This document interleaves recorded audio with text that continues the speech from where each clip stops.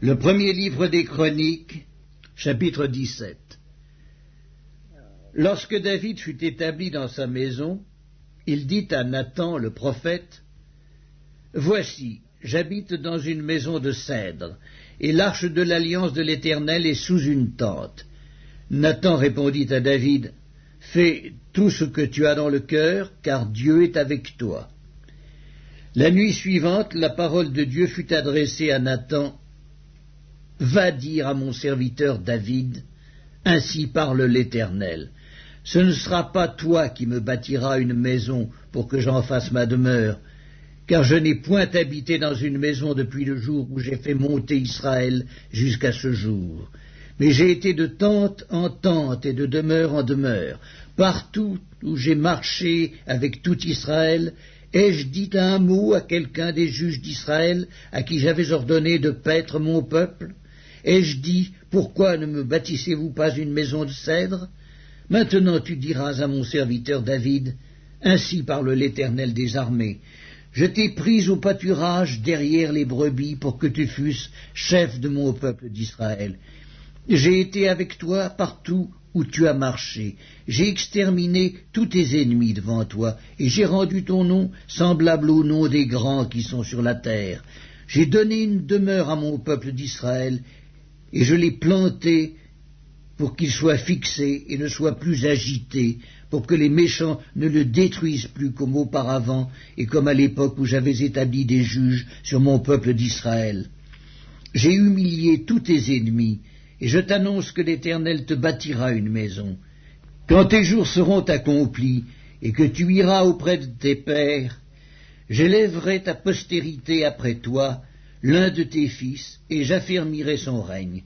Ce sera lui qui me bâtira une maison, et j'affermirai pour toujours son trône.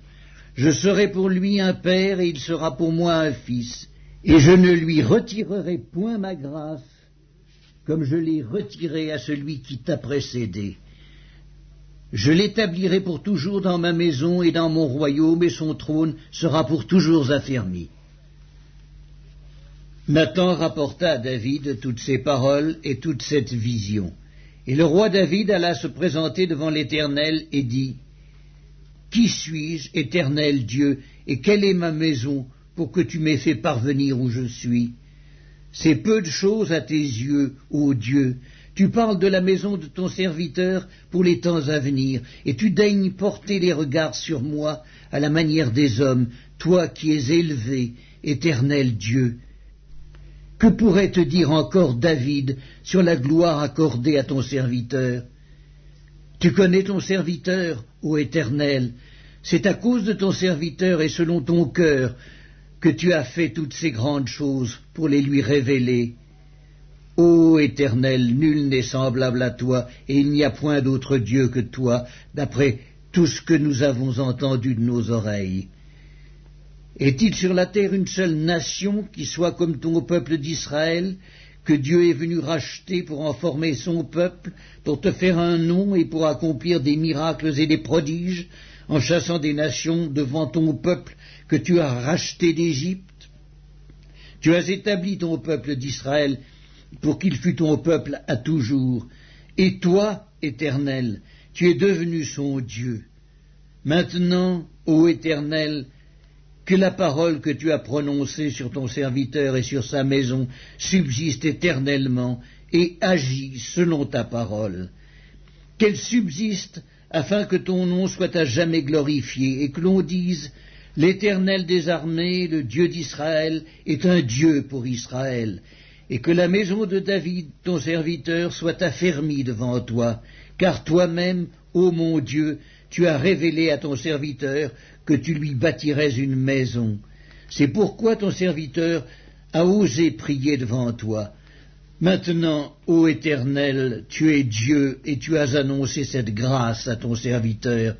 Veuille donc bénir la maison de ton serviteur, afin qu'elle subsiste à toujours devant toi. Car ce que tu bénis, ô Éternel, est béni pour l'éternité. Le premier livre des Chroniques, chapitre 18. Après cela, David battit les Philistins et les humilia, car il enleva de la main des Philistins Gath et les villes de son ressort.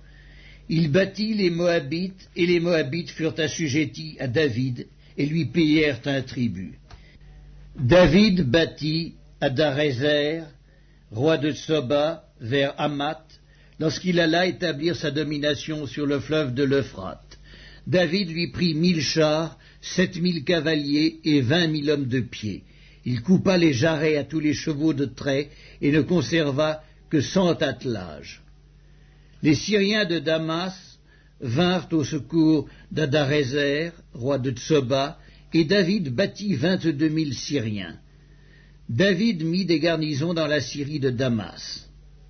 Et les Syriens furent assujettis à David et lui payèrent un tribut. L'Éternel protégeait David partout où il allait, et David prit les boucliers d'or qu'avaient les serviteurs d'Adarézer et les apporta à Jérusalem. David prit encore une grande quantité d'airain à Tipcat et à Cune, ville d'Adarézer. Salomon en fit la mer d'airain, les colonnes et les ustensiles d'airain. Tohu, roi de Hamath, apprit que David avait battu toute l'armée d'Adarézer, roi de Tsoba, et il envoya Adoram, son fils, vers le roi David, pour le saluer et pour le féliciter d'avoir attaqué Adarézer et de l'avoir battu, car Tohu était en guerre avec Adarézer. Il envoya aussi toutes sortes de vases d'or, d'argent et d'airain. Le roi David les consacra à l'Éternel, avec l'argent et l'or qu'il avait pris sur toutes les nations, sur Édom, sur Moab, sur les fils d'Ammon, sur les Philistins et sur Amalek. Abiscaï, fils de Tseruja, bâtit dans la vallée du sel 18 000 Édomites. Il mit des garnisons dans Édom, et tout Édom fut assujetti à David. L'Éternel protégeait David partout où il allait. David régna sur tout Israël, et il faisait droit et justice à tout son peuple. Joab, fils de Tseruja, commandait l'armée. Josaphat, fils d'Achilud, était archiviste. Tsadok, fils d'Achitub, Abimélec, fils d'Abiatar, était sacrificateur. Shavshka était secrétaire. Benaja, fils de Jéhojada, était chef des Kérétiens et des Pélétiens. Et les fils de David étaient les premiers auprès du roi. Le premier livre des Chroniques, chapitre 19. Après cela, Nakasque, roi des fils d'Ammon, mourut, et son fils régna à sa place. David dit, « Je montrerai de la bienveillance à Hanun, fils de Nakasque, car son père en a montré à mon égard. » Et David envoya des messagers pour le consoler au sujet de son père. Lorsque les serviteurs de David arrivèrent dans le pays des fils d'Ammon, auprès de Hanun, pour le consoler, les chefs des fils d'Ammon dirent à Hanun, « Penses-tu que ce soit pour honorer ton père que David t'envoie des consolateurs? N'est-ce pas pour reconnaître la ville et pour la détruire et pour explorer le pays que ces serviteurs sont venus auprès de toi? » Alors Hanun saisit les serviteurs de David, les fit raser et fit couper leurs habits par le milieu jusqu'au haut des cuisses. Puis il les congédia. David, que l'on vint informer de ce qui était arrivé à ces hommes, envoya des gens à leur rencontre, car ils étaient dans une grande confusion. Et le roi leur fit dire, « Restez à Jéricho jusqu'à ce que votre barbe ait repoussé, et revenez ensuite. » Les fils d'Ammon virent qu'ils s'étaient rendus odieux à David, et Hanun et les fils d'Ammon envoyèrent 1000 talents d'argent pour prendre à leur solde des chars et des cavaliers chez les Syriens de Mésopotamie et chez les Syriens de Maaka et de Tsoba. Ils prirent à leur solde 32 000 chars et le roi de Maaka avec son peuple, lesquels vinrent camper devant Médéba. Les fils d'Ammon se rassemblèrent de leur ville et marchèrent au combat. À cette nouvelle, David envoya contre eux Joab et toute l'armée, les hommes vaillants. Les fils d'Ammon sortirent et se rangèrent en bataille à l'entrée de la ville. Les rois qui étaient venus prirent position séparément dans la campagne. Joab vit qu'il avait à combattre par devant et par derrière. Il choisit alors sur toute l'élite d'Israël un corps qu'il opposa aux Syriens. Et il plaça sous le commandement de son frère Abiscaï le reste du peuple pour faire face aux fils d'Ammon. Il dit, « Si les Syriens sont plus forts que moi, tu viendras à mon secours, et si les fils d'Ammon sont plus forts que toi, j'irai à ton secours. Sois ferme et montrons du courage pour notre peuple et pour les villes de notre Dieu, et que l'Éternel fasse ce qui lui semblera bon. » Joab, avec son peuple, s'avança pour attaquer les Syriens, et ils s'enfuirent devant lui. Et quand les fils d'Ammon virent que les Syriens avaient pris la fuite, ils s'enfuirent aussi devant Abiscaï, frère de Joab, et rentrèrent dans la ville, et Joab revint à Jérusalem. Les Syriens, voyant qu'ils avaient été battus par Israël, envoyèrent chercher les Syriens qui étaient de l'autre côté du fleuve. Et Scophak, chef de l'armée d'Adarézer, était à leur tête.